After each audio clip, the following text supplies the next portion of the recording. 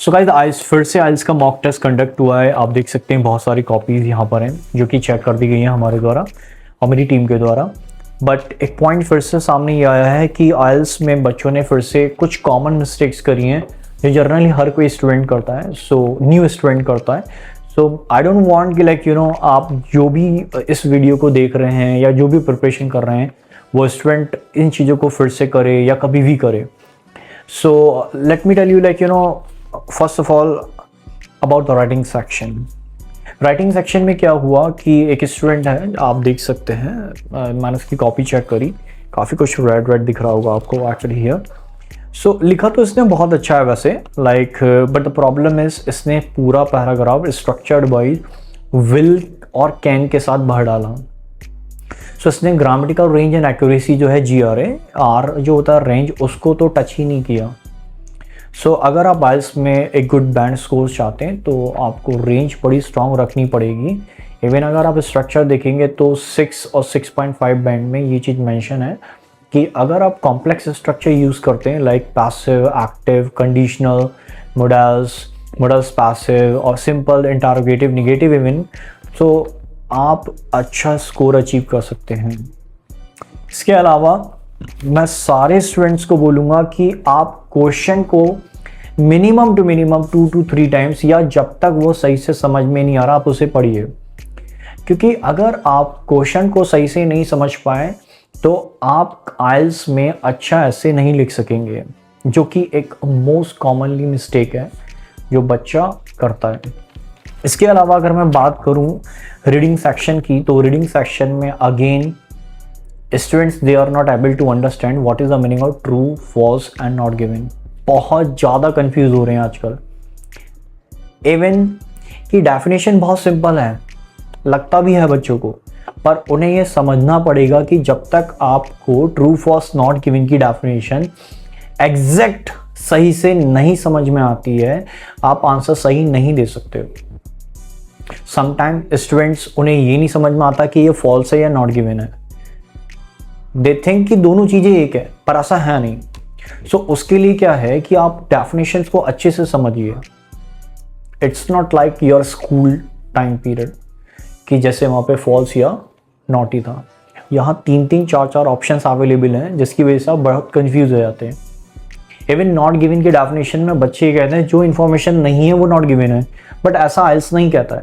It can be, but इसके अलावा भी डेफिनेशन है, that is when the information is available but that is half available, means partially information paragraph में available है।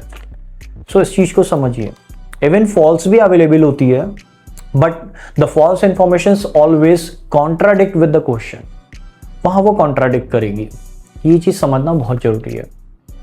इसके अलावा मैं लिस्टिंग की बात करूं तो लिस्टिंग में लाइक जो मेरे को एक बहुत बड़ी प्रॉब्लम लगी बच्चों के पेपर में, गाइस आइल्स में निगेटिव मार्किंग नहीं होती।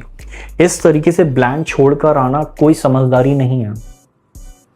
आप सुनते समय आपको जो भी लगता है कि उस टाइम पीरियड में वहाँ पे कुछ बोला गया था, या आप अपने पॉइंट ऑफ व्यू से वहाँ पे कुछ भी लिख सकते हैं जो आपने सुना था, जो कॉन्वर्सेशन चल रही थी उसको सुना था, या क्वेश्चन के अकॉर्डिंग आपका सेंस कुछ कहता है, आप लिखिए, भरकर आइए, क्वेश्चन में कुछ भरकर आइए।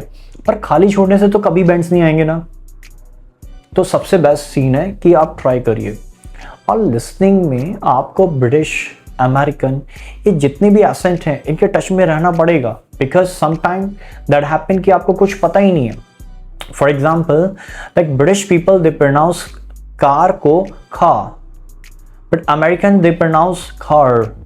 So you should know what is the difference between them. Car and the car. Like even some people, in American they pronounce sentences को या international को sentences and international. So जो आप सुनेंगे आप might भी आप वो लिख दें, पर जबकि ऐसा है नहीं। So you should know what is the basic rules and regulations with the British, American, accents. इसके अलावा अगर मैं कहूँ स्पीकिंग की बात करूँ तो उसमें भी बहुत सिंपल सा लॉजिक है।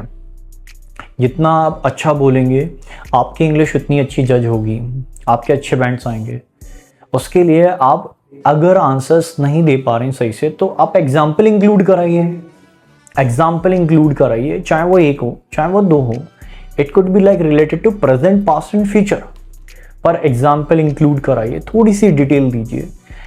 Means some students, I asked the students very normal question. It was a very normal question that have you ever thought to change your name?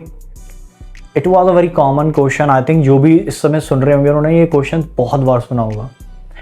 Student they were giving the answer like this, no, I haven't, I didn't. This was wrong. You can include something else. You can explain your previous experience, real thought. Otherwise आप झूठ बोल सकते हैं पर बोलें, एक length में बोलें। For example, I haven't thought to like change my name, even I love it a lot, but still my mom she was saying one time like if I got a chance to change your name, then I would definitely like provide you a beautiful name which should be like related to your religion or might be something else, but you should actually add something there. By saying yes or no, you cannot get like the good band score in IELTS. So guys, ये common mistakes थी IELTS में। मैं कोशिश करूँगा कि कोई clip लगा दूँ जो एक वीडियो होगी और IELTS की इंटरव्यू से रिलेटेड होगी, जहाँ आप समझ पाएंगे कि बच्चों ने क्या छोटी छोटी मिस्टेक्स करी हैं। आई विश नेक्स्ट टाइम ऐसी कोई मिस्टेक ना हो, आप लोग भी ना करें। और अगर कोई इन्फॉर्मेशन आपको चाहिए तो प्लीज़ आप बेझिझक इंटरनेट का यूज़ करें, अदरवाइज आप अपने सीनियर से पूछें, एक वेल क्वालिफाइड IELTS ट्रेनर से डिस्कस करें। 101% they gonna root out your problem. Thank you very much.